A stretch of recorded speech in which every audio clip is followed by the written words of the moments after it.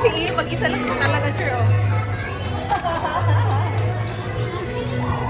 Kaya niya talaga mabuhay mag-isa ate.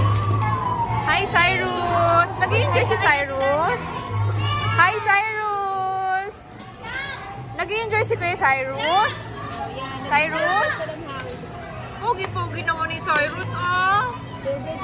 Yung isang alaga namin, ayun, mag-isa lang siya. Ayun! Sarili siyang buhay doon. Hanggang ngayon, nandiyan pa rin siya. Aliw na aliw siya doon sa ginagawa niya doon. Ang kulit ni ano eh, no, ni Iyon.